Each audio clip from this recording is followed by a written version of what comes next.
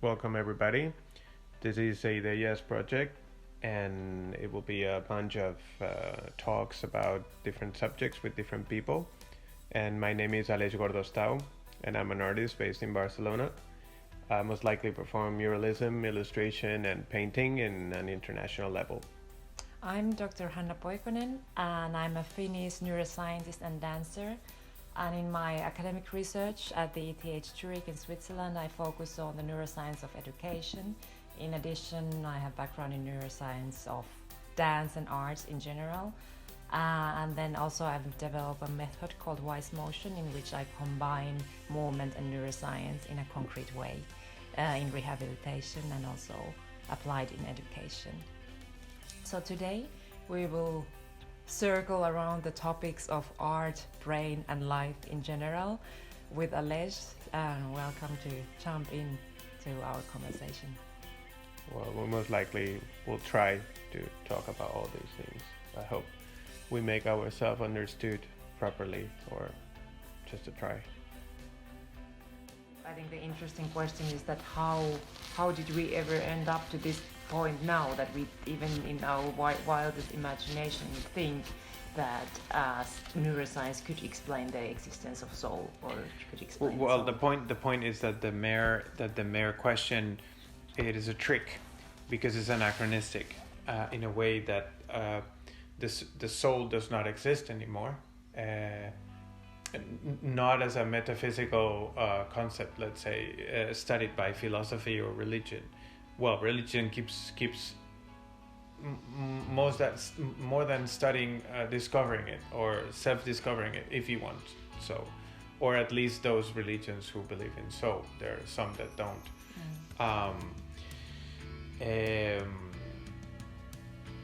But the point is that it is a trick, because from science who have achieved to occupy all little parts of human existence, and now human consciousness as well.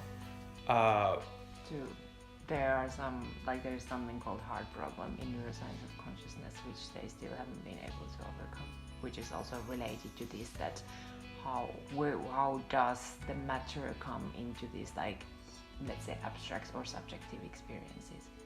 So in that sense, the neuroscience hasn't solved the consciousness yet. No, and the point is, there will be, probably in the future, there will be computers good enough to work with such amount of data, and probably tools that can compute all the nuances and micro nuances that our brain has, and then they will be able to scan it and compute it. Which would come through the neural networks, like deep learning and this kind of. So then Sure. Technology has I can imagine these by quantifying the actual technology under my absolute ignorance of the most the newest inventions in this field, because I'm not but I can imagine that sooner or later there will be a supercomputer that can do that. Yeah, exactly. So but the point, that's not the point.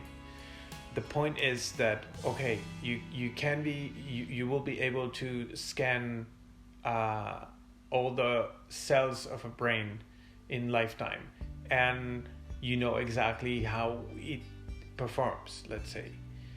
The thing is, why it performs in, not biologically speaking, but for example, how a brain gets to the conclusion that he or she prefers blue instead of red, right? Or why he or she feels love about, I don't know, a specific place or a specific object or a specific person or a specific music or language, any abstraction. How is this physical structure ends up? Then I think what they would study is which elements they might use from neuroscience, for example, what they know about how the brain encodes memories and the emotional memories.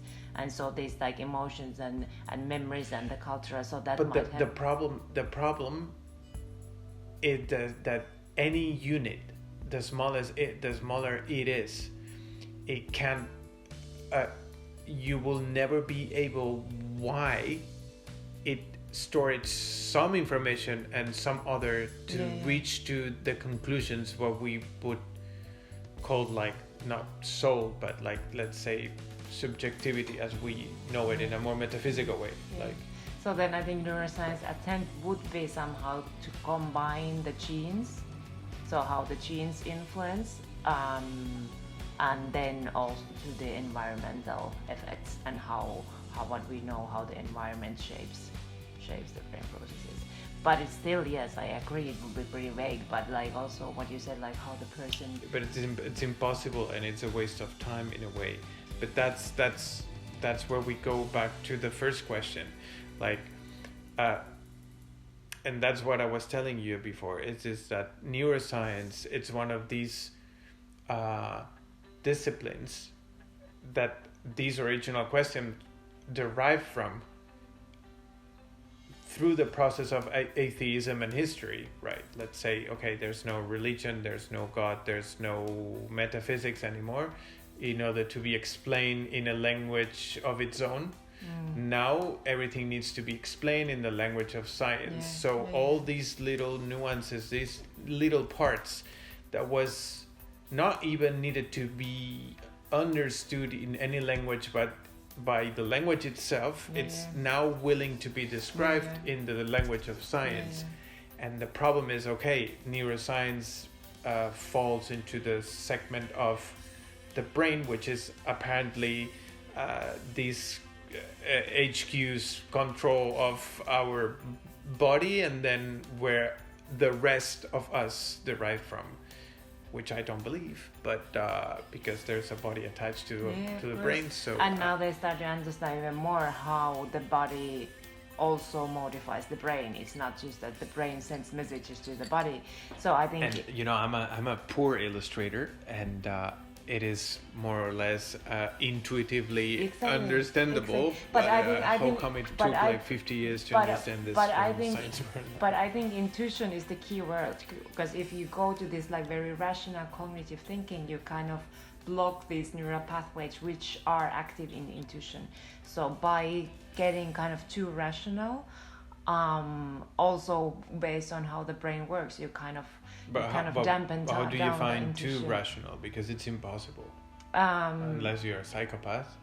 Well, if let's say where the cognitive processes happen, and for them to happen, let's say like attentional neural networks, they need a higher arousal state. And when this higher arousal state comes in, that means that the default mode network, this network of the relaxed state, where you are aware of your own emotions and intuitions, as you say, can be perceived. So if you are in this kind of very cognitive state, rational, I'm just talking from the point of view of neuroscience. No, I was thinking that at the end how you describe it, even the way you describe it, it forgets that there's a person that is actually the bearer of these whatever circuit you're describing. These whoever it is, it's a person, and in this context you were talking about the scientist, right? It is a scientist. This person has inhibited his intuition by being too rational, whatever that means. Even if there's a scientific explanation, it's still like too short in a way that explains. I mean, unless you are a psychopath and the bridges are completely cut, there is no possible way of being like rational unless being a scientist, where at the end creativity it has to be as on as whatever the circuit is, as on as an artist in a way. Yeah, of course. And I think that's the difference in a very, let's say, successful or groundbreaking scientist and the kind of the average one who is just constantly following the rules. So then, like, if you really want to be groundbreaking scientist, you need, exactly as you said, to have the creativity. Before all these craziness of science as a pillar myth of our society, art and science was the same. Yeah, exactly. And I also, I don't really understand why science has been put as a pillar, as you say. I think it shouldn't be there. I think it should be like as one of equal elements among other ones. There's an easy explanation, I think. And it's because religion does not provide for the best results. That's it. We're just becoming more and more efficient. But science neither. Like if you look at, for example, how much the mental disorders have increased, like depression, anxiety, the concentration difficulties like of children and all that. So it looks like if we have this science-based society. But there are some scientific answers to that too, in which, for example, I don't know, attention span.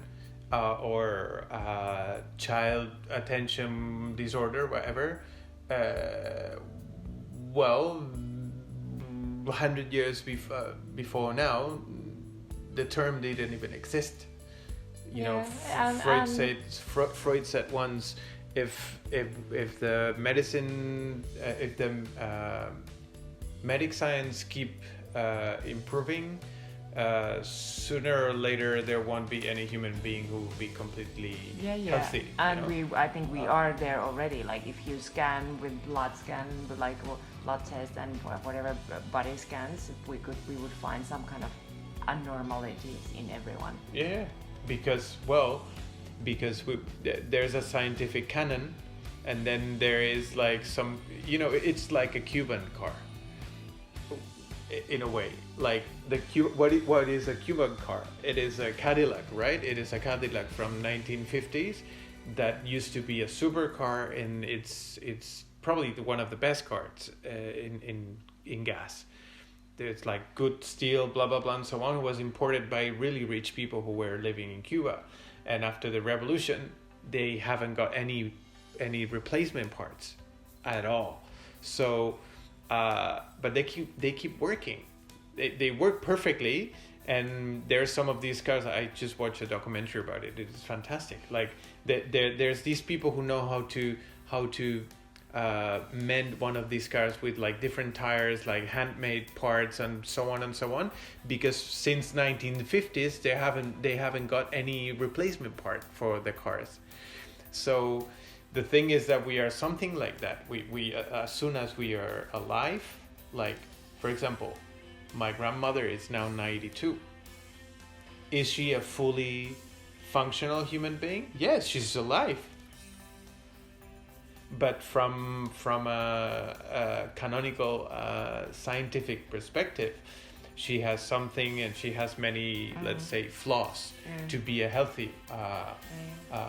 But she breathes and she cooks. She goes to buy stuff, and she watches TV and so on and so on. So the term healthy, it's also like something that has been created very recently. Which is curious, because often usually if you look at the neuroscience, why it justifies its existence, it's exactly to promote health. So then there might be like kind of. Well, and to be more efficient, as I said before, religion is a very bad predictive structure or efficiency promoting structure. You ask God, when is it gonna rain? Fuck, God will never answer you very specifically, but if you invent meteorology, then you have some clues about it. And to invent meteorology, there has to be many more different subcategories of science that back meteorology, like I don't know how to measure the humidity, how to measure light, how to measure cold, how to measure blah blah. I don't know anything about meteorology, but there are multiple sciences overlap to make meteorology happen in an efficient way. Then also it tells about different kind of society structure or the velocity of the society, that you need to know exactly when it rains. Like back in the days, it didn't really matter if it rains now or in 2 weeks. So now to be able to optimize everything, then you need to know. And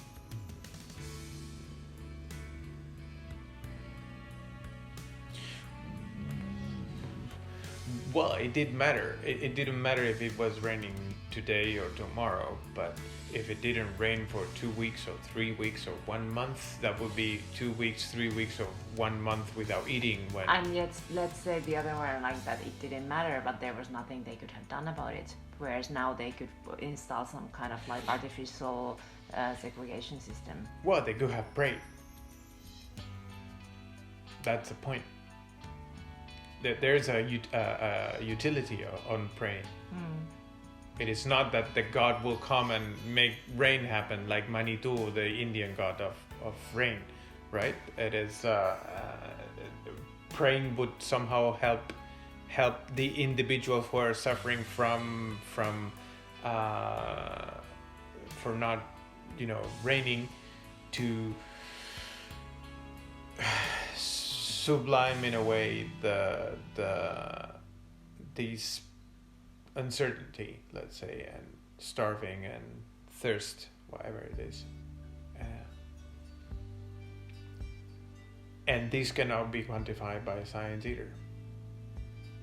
So if we come to where we started, that like why is neuroscience starting to explain the soul? Is it a little bit that when the religion lost its like kind of purpose as the explanatory element and science became that, did we kind of lose the soul then already, and now we kind of forgot what is the soul, and then since it's so long ago, well, you presuppose that the soul exists, and there are many definitions of soul, and you presuppose, as I guess the Christian one, that we have the soul is immortal thing that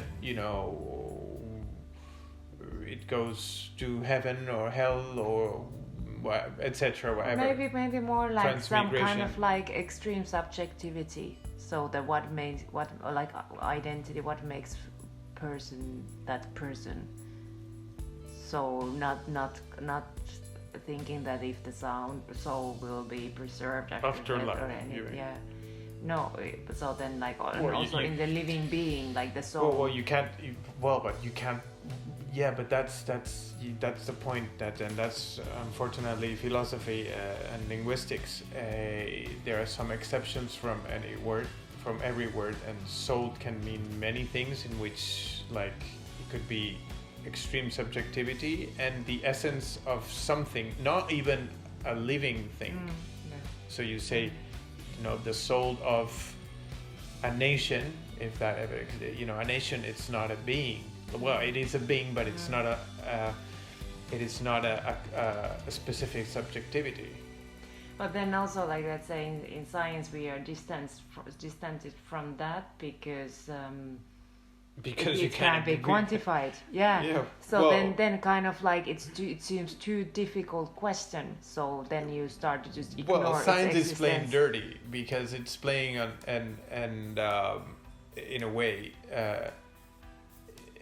science always plays at home because science doesn't play in a field it can't quantify. Yeah. Right? Which I notice personally a lot, and I often criticize that when we do this kind of art science projects, it often ends up being so that then we try to like harness or put the art to serve science, and then we try to put the art into the form so that science can study that. And I think there already we go wrong, and then we lose this equality of art and science. Then it's just that we use art for science. But how would you define equality between art and science? Well, let's say if you're studying a dance piece, which is maybe, or dance, which is maybe most of all my field, then you try to first build that kind of dance piece which can be studied with science. Or with music, you give some kind of regulations to the musicians or to the music. This is what I need. I need this kind of music for my science. So again, then it goes to science first. Which science? Now I was thinking mainly neuroscience. As you said, that the science is one of the pillars, or it's the pillar even, in the society now, and art is Yeah. just something like hanging around on the side. Well, it's just because like apparently we are wired to create tools, right? Our brain capacity, on your terms, it's apparently designed to create tools that helps us to play above our possibilities, let's say. So like a monkey started to create some really basic tools like hitting rocks to open seeds, for example, that they couldn't eat without it, or it could be harmful, right? But we went a step beyond. We started to create abstraction and blah blah blah blah blah blah and so on. I had like 3 different possibilities of these. No, I started actually thinking what you said, that the science was like kind of that we were creating tools to help in something.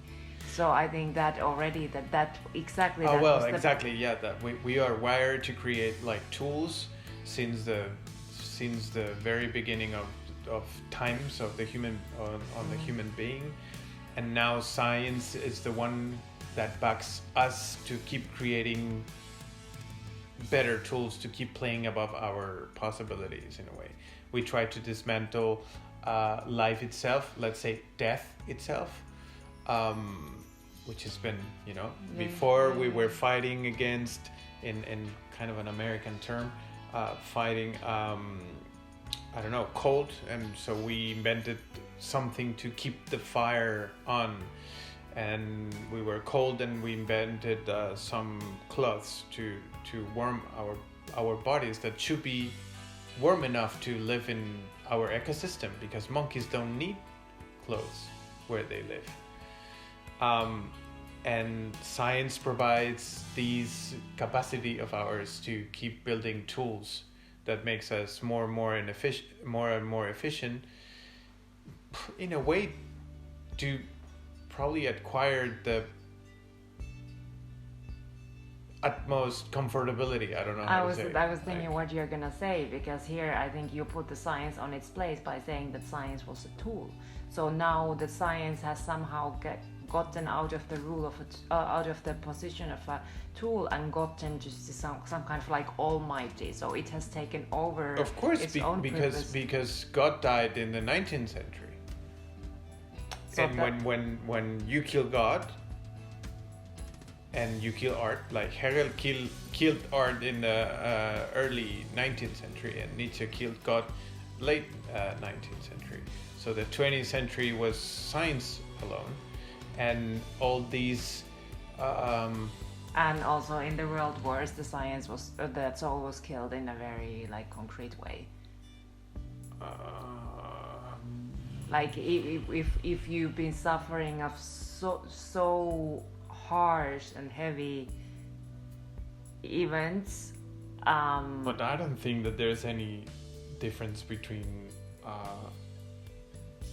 the wars performed in the First and Second World War from the intensity than other wars. In the late 19th century, but like adding the technology, so like atom bombs and this, like then it got to a completely another level, and then there was this scientific superpower already. Well, but science have played a role on warfare since the existence of warfare. Like we divide like the Bronze Age and the Iron. But then because the metallurgy was invented. Yeah, but then in a way, as you said that science grew so big, so maybe it like grew too large, or it took over the fields. It should no. The thing is we have been overpopulating the planet, and this overpopulation have brought more uncertainty in many ways, and because it has created some degree of complexity, which it wasn't before. So in order to explain this complexity and to face this amount of uncertainty, we for some reason we needed something more exact and precise to define all these that we don't know what it is. Kind of to keep us safe. Yeah, of course. So then it comes to the modern times when, for example, art and science really started to detach from this lived world. And then once they have been very detached, then we start to feel kind of insecure, and we start to feel like they're no. I think safe. that the feeling of insecurity, it's essentially probably the pillar of human being, like uncertainty and insecurity. It's how it's where we are. I mean, since we are so actually we are just living another step of trying to solve this problem. You know, when we didn't even have a language, articulated language, we were looking for the best cave possible, right? To hide and just to you know, be out of the rain.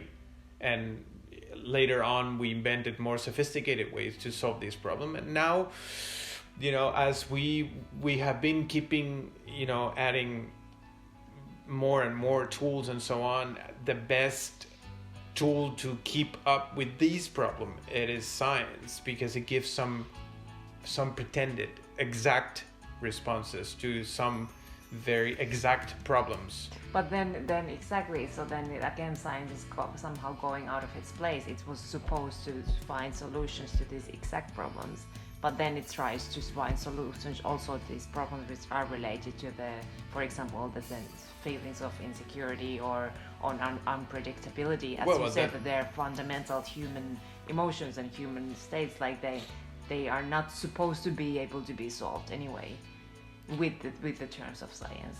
No, well, but this is where like the flaws of the science, which is like unpredictability. It would be probably one of the opposite concept of science. Like science, it probably was designed to do exactly the opposite. We create science to explain and some unpredictability in order to predict these unpredictability. And the other myth is exact. Unfortunately, this universe, okay, there's probably two ways of looking at this. I think it is definitely not exact, but many physicists would agree that it couldn't be more exact for this universe to exist. So there are a few laws and let's say proportions that are, if it will be mutated like one fraction of this universe couldn't exist, right? So, but yeah, I don't think exact will be. It is a very, unfortunately, exact is a very subjective. It's too subjective for the meaning of the word itself. Yeah, and I stay thinking of, like, talking about science, I stay thinking when you say this, like, unpredictability, like if they, for example, study what kind of music gives you pleasure, or what are the elements in music which gives you pleasure, or which give you these, like, strong positive emotions, are exactly that you create some kind of tension, you create some expectations, and then the moment you violate these expectations, that gives you emotional experience. So then again, like if you with science create a society which is very predictable, then you kind of take the human being, the human emotions away of it.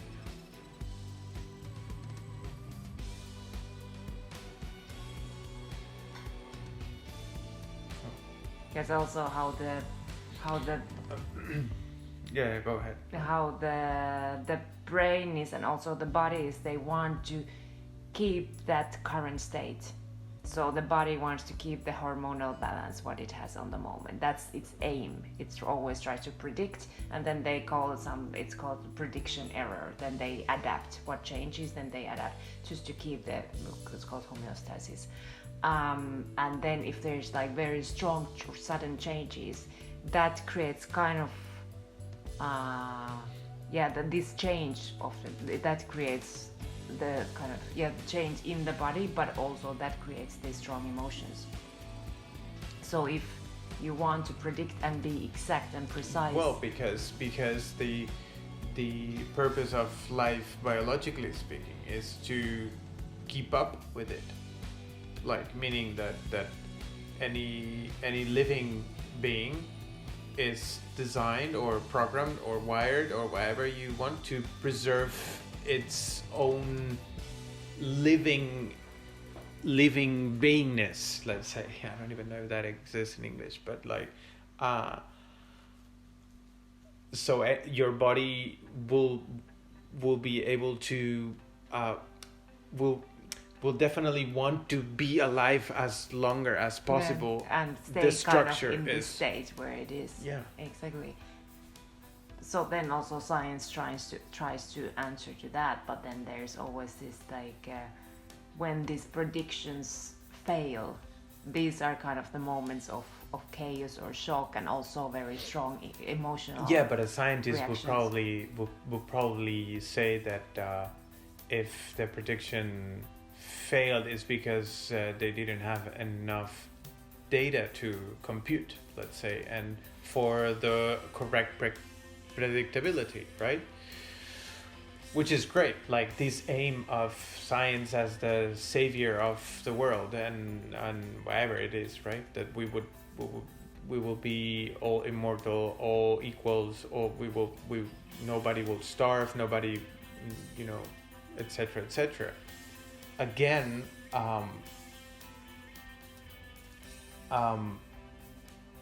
unfortunately, because no other disciplines that are dissecting humane problems, science is taking place. I don't know.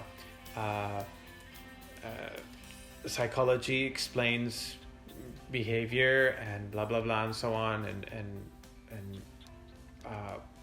let's say the closest to the soul changes, let's say, or interactions between other souls, or whatever you want to call it, and it's called like science, psychology is science, right? But science now has a little department that studies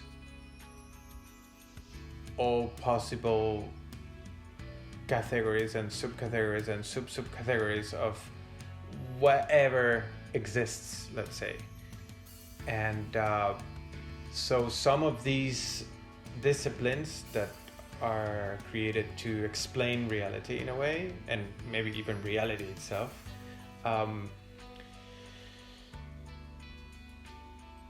it touches the boundaries of the ineffable, right?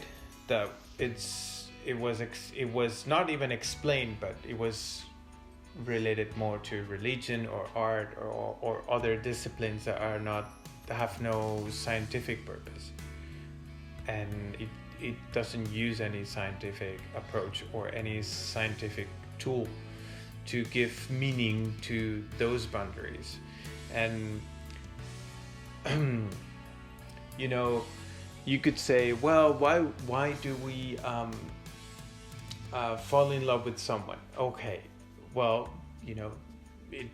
from science it can be approached by saying many different answers, like, okay, psychologists would say, I don't know, or even as sociologists, like Alberoni, for example, says, okay, this is like a movement, it's like a political movement with the singularity that it's performed by only two individuals, right? I don't know. From Freud had like his own explanation about it. Jung would have another one that's only from the psychology, and maybe a biologist would say, okay, you start like segregating oxytocin, and then you that's why you feel these emotions. And then a neuroscientific would say, okay, when you fall in love, this part and this part and this part and this circuit and this circuit and this hormone are segregated at the same time in the brain, and that's why you feel like you fall in love with that person. But the real explanation, and I'm using like a very complicated word, which is like real explanation. It is a subjective explanation, and and the meaning of it can only be given by the same subject that it's actually feeling that all what is described from infinite disciplines that dissect this experience in its own way, and then all of them added all together cannot explain the subjective experience of falling in love specifically. But right? I think why the science try to call it that feel again like falling in love, it's and maybe very... not even the subject. Like, yeah, I have no clue why why did you fall in love with that person? I don't know. Yeah. So imagine. But then I think because that falling in love, it's very kind of, you can't predict what happens. It's unpredictable again. It's uncertain. It's very overwhelming, strong feeling. So I think that again, then there's science tries to step in and explain, like give control to a situation which by its existence is supposed to be not in control. Well, it is the purpose, like again, like a biologist would say, yes, between human beings we fall in love because it gives time for a couple to make a kid, and not for the man to run away. So or the woman. Or the woman. Well, that's an explanation, and also sociologists or anthropologists would give this kind of approach, right? But it could be many more things. Like religion have like multiple ways of I don't know, for example, like beauty, right? If falling in love, it's just like probably the best window to God, let's say, or at least a Christian God, right? If we think about that the object of our love, it is the most let's say relevant being in a wide definition of our existence at the moment. It could have been also interpreted as it is a window to God, right? So it's beauty, right? That was Kant at the end.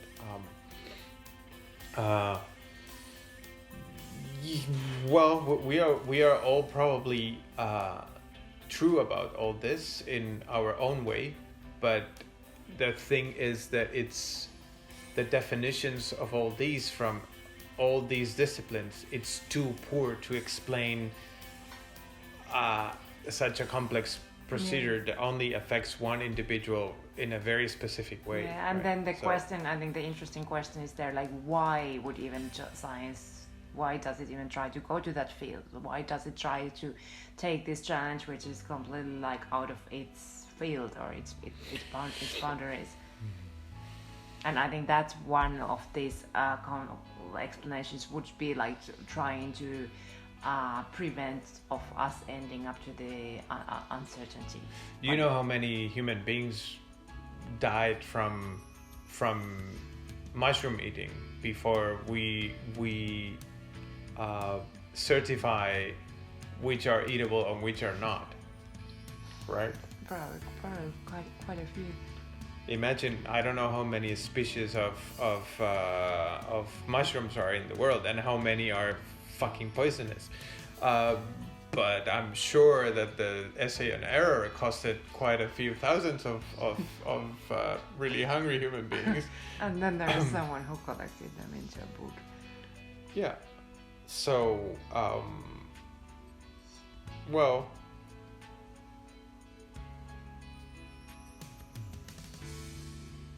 yeah, it's kind of weird though. Anyway, I mean, I think that science plays its role in the story, and it's playing really good. But I think its role is emphasized. So for me, if I think about my work as a neuroscientist, I never thought that I would explain everything with that. I just thought that that's an interesting tool to be applied, especially in the field of education and rehabilitation. But I never thought that these neuroscientific terms or results would explain other fields in life. You have had to invest your past 15 years of your life studying neuroscience to reach the conclusion that dance is beneficial for the human being. It's kind of stupid. Like, we have been doing this for the past probably 200,000 years since the primate and ape was dancing. Because exactly, and that's what I always say. And I think why we need this explanation is because we have gone so away from what you said, maybe soul or love or this kind of like very fundamental, let's say, core of us. We have gone so far that someone needs to come from outside and explain that this and this is good for you, because we have lost the intuition and this connection to ourselves, so that we would notice it ourselves. So when then someone explains with science that you need to connect with yourself and with your family and with the people around you, then you kind of start to believe that. And then maybe you start listening to this like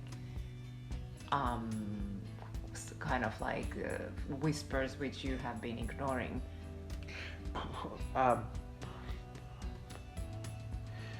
You know what? I don't know if I buy the story that in the past we were better. Or there was one point in history of our own history that we had this intuition. We were such loving beings and caring, and we were so humanely smart, let's say, or whatever you want to say it. I don't think so. I think that our ideal just got more demanding, I think. Demanding in what sense?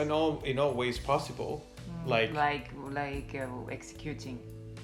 Always possible. We need to be forever young, forever smart, forever fit, forever healthy.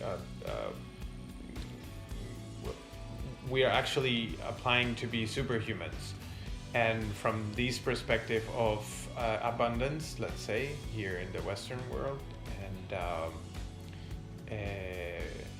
we tend to think that we have lost something. It is like Plato's already made this statement, that there was some golden age in the past which we forgot, Christians too, like Eden. Adam and Eve were greatly in the paradise, and after that,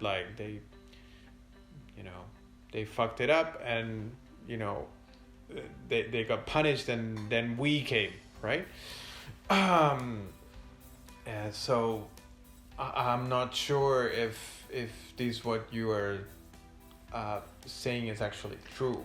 I maybe meant like when you said specifically in dance and music, like why now neuroscience needs to explain something what we have known for let's say for the past 30,000 years. I think I have some kind of a humanistic explanation. Like, it's just because dance have been kicked out of our daily life as part, like, it is not part of any ritual anymore. It is not like a rite passage, like a life rite of passage of rite. Yeah. Anyway, rite of passage. We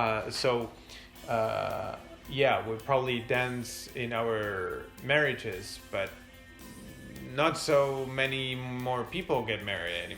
In a way we used to. There was nobody who was not married like 1 century ago.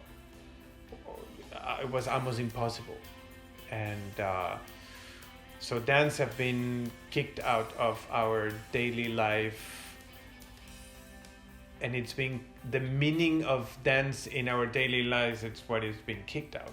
Now it's just like entertainment, and there's a clear difference between entertaining and labor.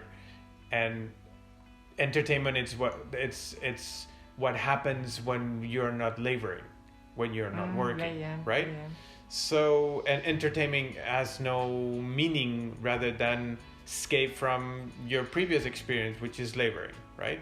So dance, it's been put in a way that it's it's just like the rest of the arts. It's just not part of transcendence anymore. It is not part of a meaning that goes beyond entertainment.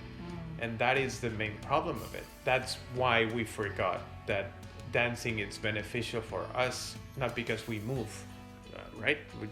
We move our bodies. We are not sitting down in a table calling someone or a few people 12 hours a day, whatever it is. We are designed to go and hunt beasts in the jungle. So we are not designed to such a sedentary life we are having now.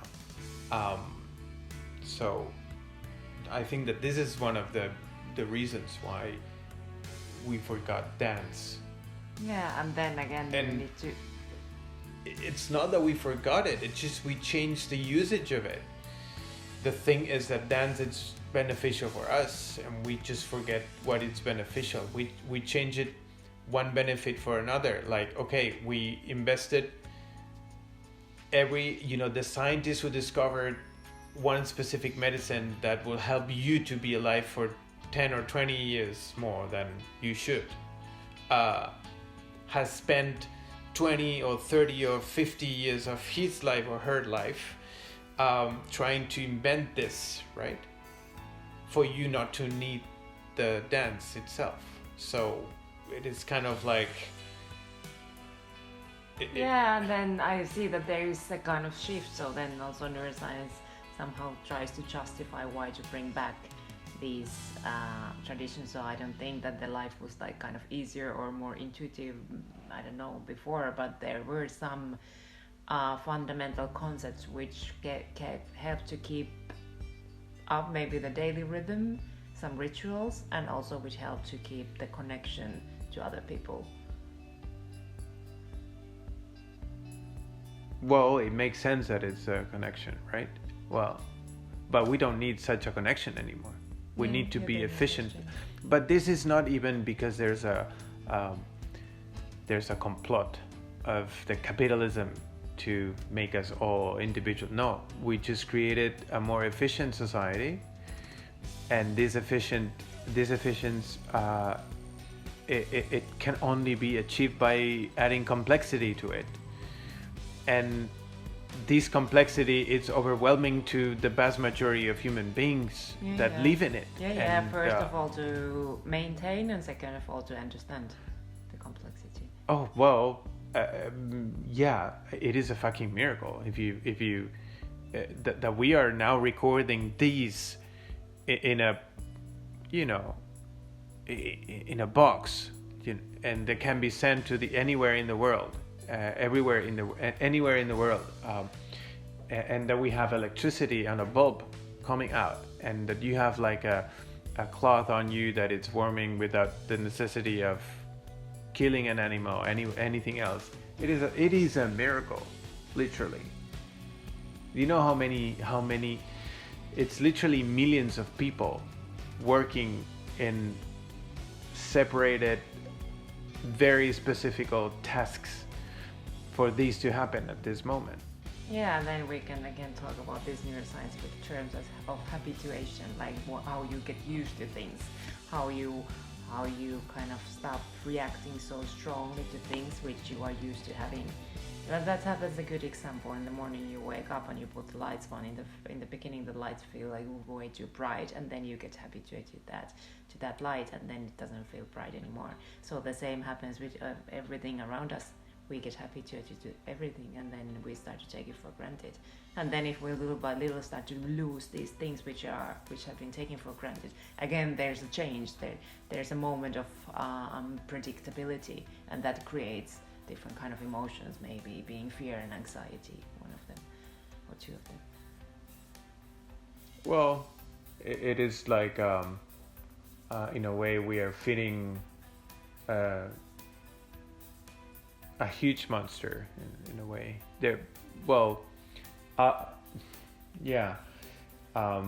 Nietzsche, right, was defined the world as a contraposition of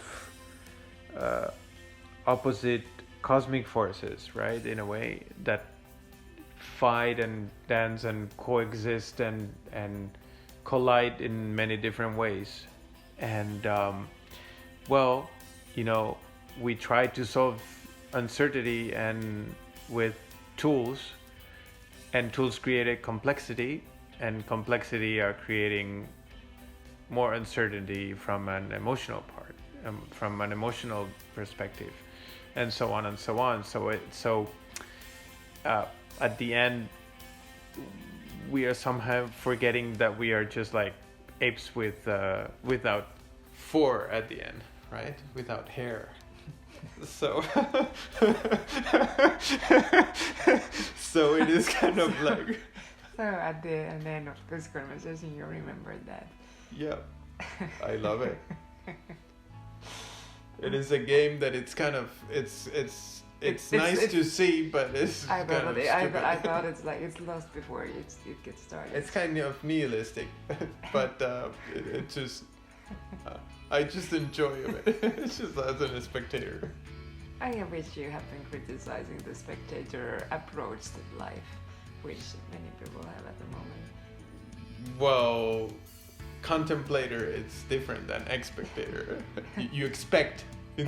You contemplate is that you try to somehow dissect whatever is going on. And spectator, it's that, okay, bring it to me, right? Like, okay, I need, no, wait. Okay, maybe somebody will listen to this nonsense. Yeah. I hope they won't. And then we leave room for the next nonsense. But I think the interesting topics what came up here were the concept of the soul and love, and why the science would try to explain them in some way, and also the very strong limits of science. It can't, and it's nonsense to do it. Well, I mean. But then how it was also this like related to these strong emotions which come with uncertainty and unpredictability. So somehow we try to predict unpredictable with science to make us feel more safe.